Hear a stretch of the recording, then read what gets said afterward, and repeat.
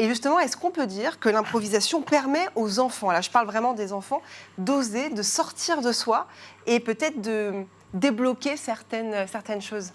Oui, je pense que c'est une bonne école pour les plus jeunes et aussi en vrai pour les adultes parce que en fait on va dépasser la peur de l'échec, on va apprendre à oser et justement pour les enfants souvent à l'école ou même à la famille on leur dit bah fais pas ça, ça c'est pas bien et là en fait on leur dit vas-y ose et on verra, il y a des cadres quand même mais vas-y ose et dis ce qui te passe par la tête et on verra bien ce que ça donne et ça débloque certaines choses et ils apprennent à se faire confiance aussi et à oser faire ce qu'ils n'ont pas le droit de faire peut-être dans d'autres domaines. Et Lilian peut commencer à quel âge?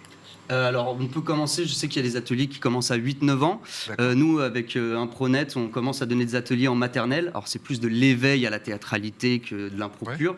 Mais en tout cas, je pense que c'est comme tout, il n'y a pas d'âge, comme n'importe quel Vous sport. nous avez dit que vous intervenez dans les écoles, justement, à quoi ressemblent les ateliers dans les écoles? J'imagine qu'on a peu de temps, on a le temps de faire quoi?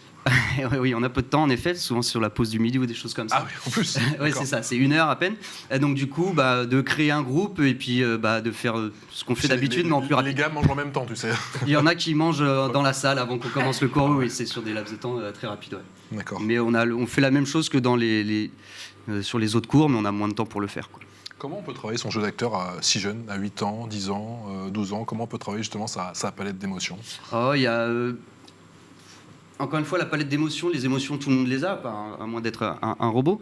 Mais du coup, comment on la travaille? Non, c'est prendre conscience du public. Ça va être des petits codes de toujours tourner les pieds vers le public, parler bien fort, assumer tout ce qu'on fait, ne pas jouer à moitié. Parce que si vous le faites de dos, en parlant pas fort et en le faisant semblant, le public s'en rend compte. Ouais. Vous avez vu qu'en plus, en improvisation, on n'a pas de décor. Qu'on dit en improvisation, il y a aussi sur la position du corps, c'est ça? Bien sûr, oui, il y a de la théâtralité qui va avec, c'est-à-dire avoir des gestes qui sont compréhensibles par tout le monde et par le public pour que tout le monde puisse comprendre ce qu'on est en train de raconter.